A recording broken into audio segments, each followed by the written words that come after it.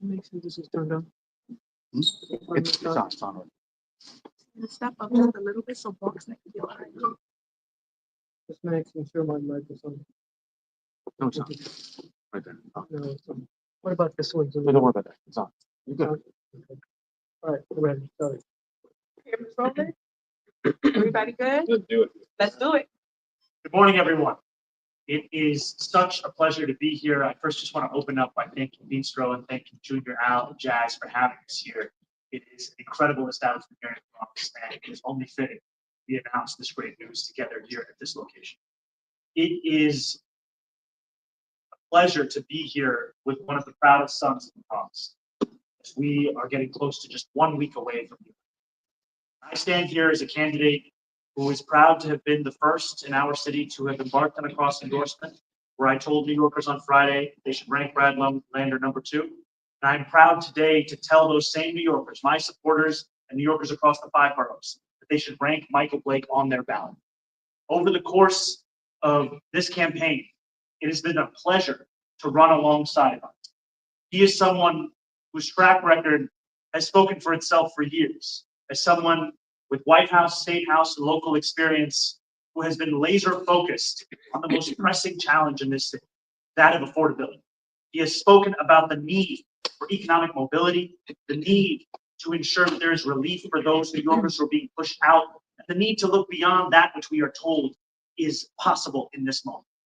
And so to stand here alongside him, having been focused on that same crisis, and to receive his endorsement to be his number 2 on his ballot, it is incredibly meaningful. And I know that for all of the many moments we've shared across this campaign, the one that I hold dearest, however, is when I got to stand next to him on that debate stage, where he systematically deconstructed the mythology of Andrew Cuomo over the course of a few hours, pointing out the actual record of our former governor. And it was one that was in stark contrast to the message that that governor has been sharing over the course of this race. So I thank Michael for his clarity. I thank him for his focus. I thank him for his track record. Today, I'm also proud to not only rank him, but also to thank him for being his number 2 in this race.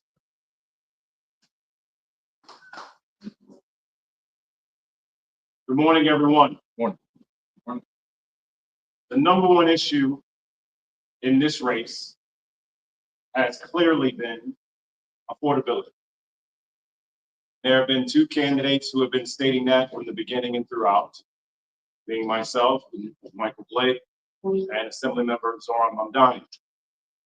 And because of the responsibility of who we are as sons of immigrants, who understand the journey of what's happening here today, continuing to ask my voters to rank me first, and very clearly asking for my voters to rank Zohran as their number 2. Because we understand the responsibility of this moment. A day where Bill Ackman, once again, has now put $250,000 to a PAC to support Andrew Cuomo's campaign, the one that is attacking DEI more than anyone else. A day where Donald Trump is stating that he will attack cities focused on DEI, specifically Democratic-led cities. The greatest threat to Andrew Cuomo, Donald Trump, is when teams of immigrants come together.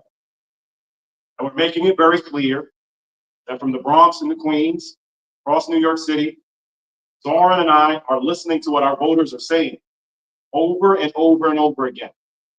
Affordability is our top issue, and we want you to make sure that people rank both of you. To the Assembly member, we've been able to be on this journey together.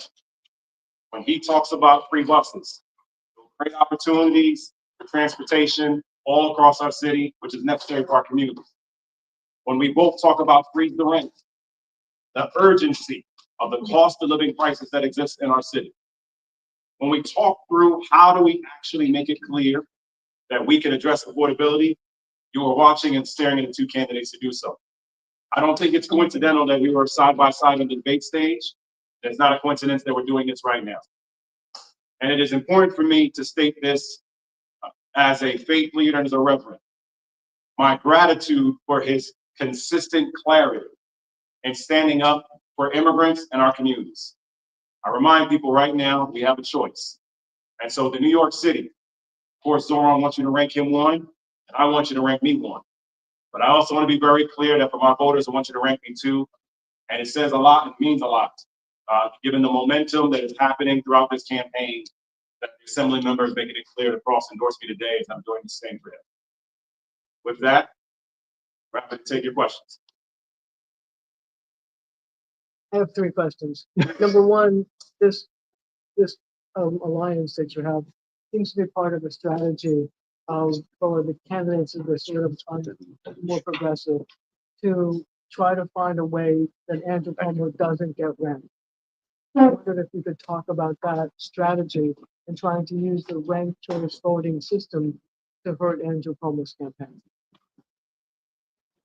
Sorry, guys. Lay it down. Lay it down. Yeah, one spot. Okay. It's late flat. Yeah, okay. Sorry, guys. Thank you. Thank you. Would never have done. We both represent New Yorkers, especially in the Bronx and in Queens, who were told many things in 2021, the first time that there was ranked choice voting. I heard from many immigrants myself who were told that the more candidates they ranked, the more they diminished the power of their vote. And part of this election is an opportunity to inform New Yorkers how to use their voice most powerfully.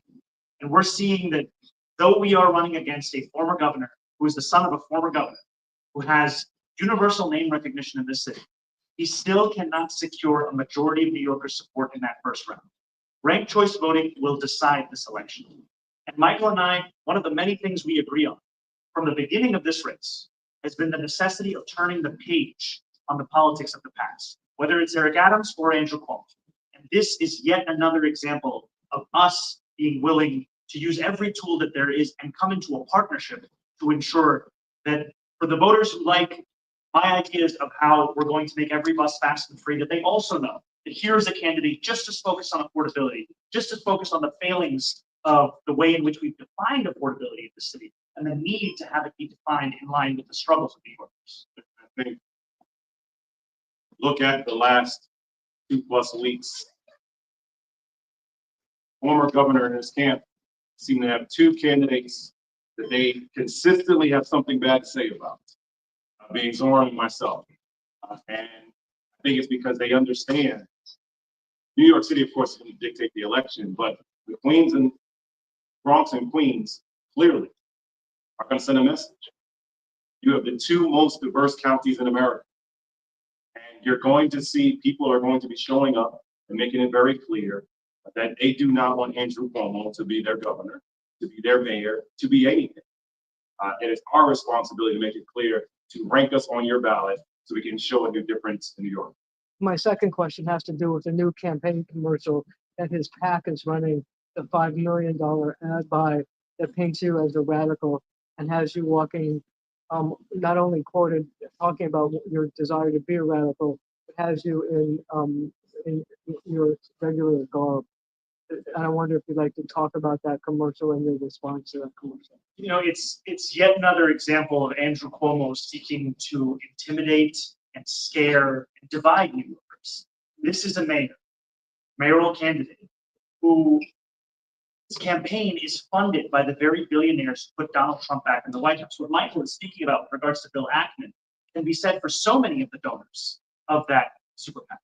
And ultimately, we're seeing them engage in fear mongering when we know that the campaign I'm running on, the crystal clear commitments of raising the rent, of making buses fast and free, of delivering universal childcare, these are popular with New Yorkers, some even with New Yorkers of all parties. We're seeing even majorities of Republicans support some of these policy ideas. These ideas are not radical. What's in fact radical is the idea that a former governor could resign in disgrace if, showcased zero regret or acknowledgement of a mistake, and then look to the greatest job in the greatest city in the world as a concession prize.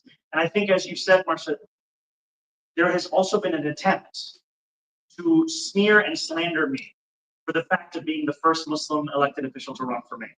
We're talking about a super PAC that designed a mailer that artificially lengthened and darkened my beard. We know exactly what that is. It's blatant Islamophobia, it's racism, and ultimately it's unsurprising from a PAC that is in support of a man who led this state for more than a decade, but couldn't find the time to visit a single mosque over the course of that. I think My it's, third- I think it's go ahead. important to drill home. And I want to acknowledge Jasmine Sanchez, uh, leader and president of Free British Democratic Club, next district leader in her district as well. What you're visualizing right here is what makes Andrew Cuomo scary. Communities of color who are rejecting blatantly racist, discriminatory visuals to attack the assembly member. And when you think about today, the fact that Bill Ackman and their team are continuing to attack this man because of skin color, it is the latest reminder why Andrew Cuomo has no business being there. So my third question is for both of you. And it has to do with President Trump's tweet saying that after he called up the National Guard and the Marines in LA, he's now going to increase ICE presence in New York and other cities. So the question is your reaction to it. And as mayor, what would you do if he does that? So two-part question for both of you. This is yet another example of the authoritarianism coming out of Washington. I think as we speak about that military parade, it's important to remember that there were far more Americans peacefully protesting across this country than there were standing in support of this attack on our democracy.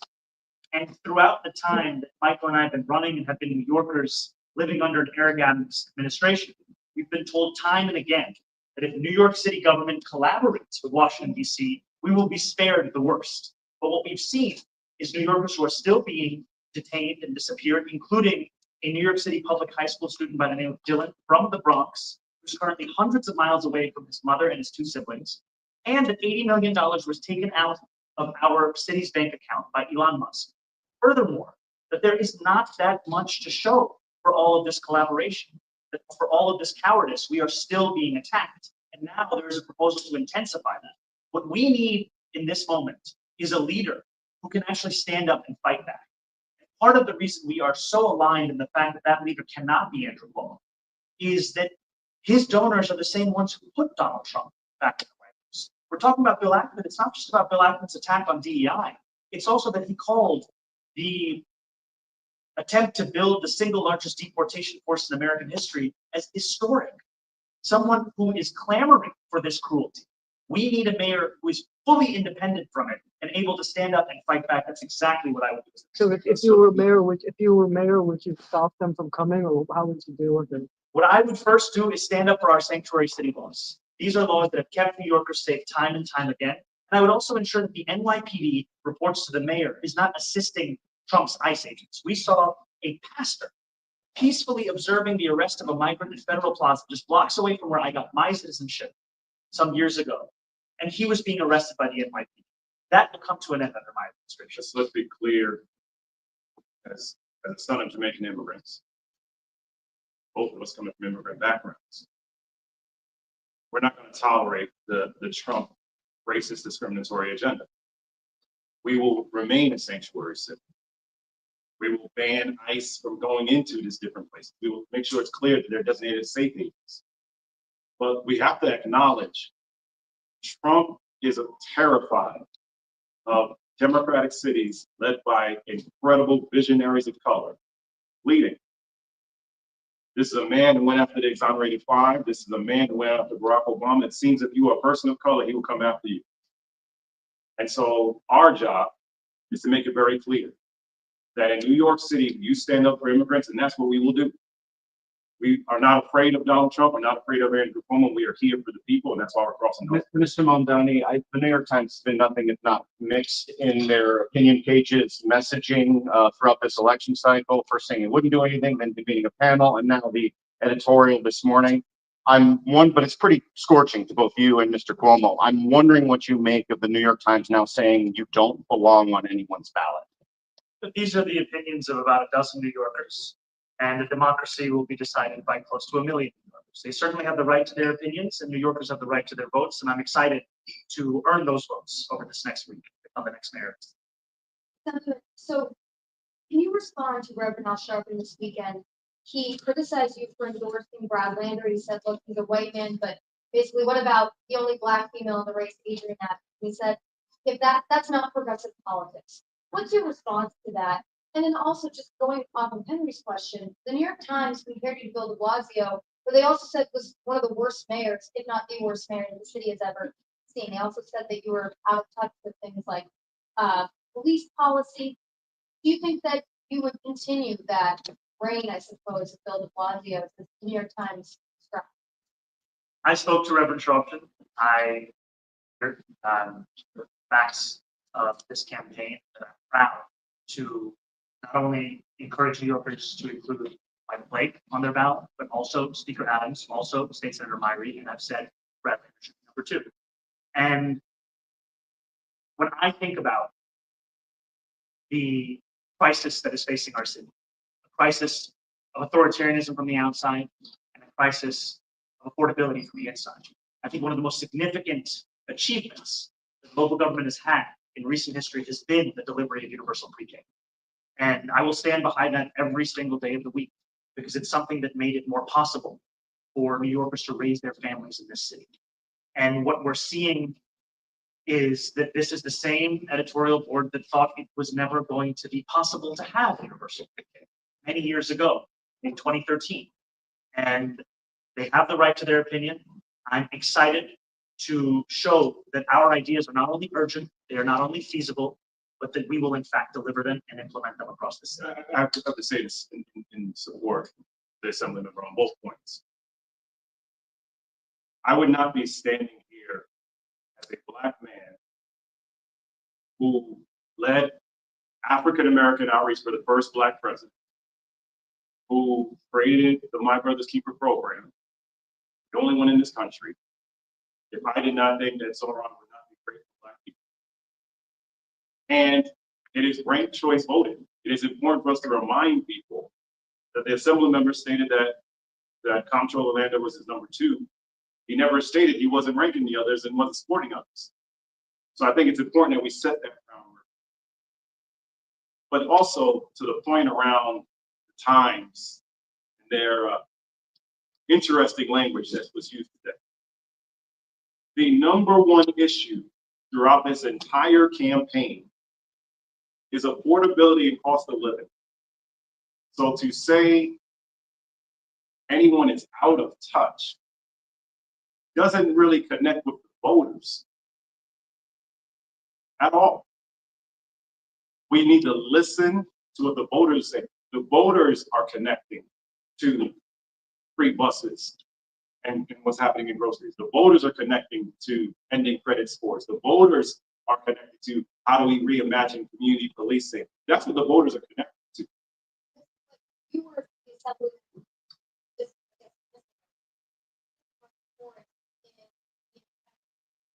what would this come down to for this district? I think that there's an alignment. That's the reason why we get along so well, right? We get to a point where we truly can pretty much end each other's sentences at forums at this point. So look, we are in a community here that for decades has been undervalued, whether it be the South Bronx, whether it be Lower East Side, whether it be Central Brooklyn, whether it be Southeast Queens or North Shore, Santa. The economics have been the problem in Black and brown communities. And for me, it is important that we have alignment with candidates, particularly, this is the reason why I said Zohran for number 2, that is absolutely focused on affordability. The reason why I talk about local median income is that AMI does not work for us here. The reason when Zohran is talking about free buses is that it's really hard for people to have a chance to succeed if you don't have transportation. It just makes sense. And so what we're saying across the city is if you care about affordability, you have 2 options there in the front. So, Eric Adams was on Fox and Friends this morning, and he said if the Times editorial board doesn't like you or Cuomo, he's the 3rd option. Are you prepared for a 4-way general election with Adams as a potent force? I am fully prepared. I started this campaign to defeat Eric Adams' 2nd term. We're currently doing so as that's what Andrew Cuomo is running for. And I know that in winning this primary, I will then be faced with that same 2nd term. And ultimately, the choice that New Yorkers will face is between a mayor who has understood the role of city government as exacerbating the cost of living crisis and a mayor who would finally address that crisis. We are talking about someone who has raised the rent 9%, is seeking to raise it up to 8% more, who has raised water bills to the highest it's been in 13 years, who has promised to fix property taxes, but instead defended it at every juncture in court and lost. And when Con Ed wanted to raise gas and electric bills by $65 a month, this is someone who weighed in to support their application when I was on the other side rejecting it. Ultimately, what New Yorkers care about is, can they afford to live in the city they call home? Eric Adams has made it almost impossible for them to do so. And I'm proud to be here alongside Michael Blake, because what has united us throughout this campaign is, how do we make this city affordable for the New Yorkers who built it? And what we're seeing is a former governor moving back to New York City after 30 years of not living here, and finding so much of this focus on affordability to be beneath him. And I understand that, because if I was paying $8,000 a month for a Midtown Manhattan apartment, I would also not understand the urgency of these very issues. But ultimately, what we're going to see on June 24th are New Yorkers who want to turn the page on this failed era. Eric Adams had his chance, I would say. He could have ran the Democratic primary. He knew he was going to lose. So it's convenient for him to have commentary about other candidates now sitting on the side. Back to Adrian. With Adrian, yeah. I've said from the beginning that New Yorkers should rank Speaker Adams on their ballots, and I've been proud to tell my supporters to donate to the campaign, and I continue to respect her track record, her work, and the campaign that she's run. And I think that New Yorkers should continue to include her on their ballots. Thank Did you not want to work you? I mean, what was the confusion there? You know, was there? There hasn't been any confusion. I've said for months that I'm proud to be a part of the Working Families Party slate. I've said for months to rank the slate. That includes 3 other candidates. I then cross-endorsed with Controller Lander, saying to New Yorkers to have each of us as their number 2. And I'm proud now to tell New Yorkers that Michael Blake should be on their ballot. And he should be on their ballot. I just want to say something clear about this, which is that in many ways, Michael and I are following the example of our own voters. We have been hearing of this partnership before we even made this decision, where voters have come up to us and said, I'm voting for you and I'm voting for Blake. And we are catching up. And ultimately, that's because too often politicians are lecturing instead of listening. And listening to our supporters across the city, it's been made clear to us that this focus on affordability, it's not only shared, but it can actually be delivered if we partner together. I think one last question. So just the last point. Assembly member has been quite consistent of the slate today publicly with me. I think it's pretty clear who he's conveying should be on the ballot. I think it is important for us to not find ways to be divided and distracted, but to focus on have a group of 5 that actually are on the right side. Any last questions? Thank you. Thank you. Thank you so much.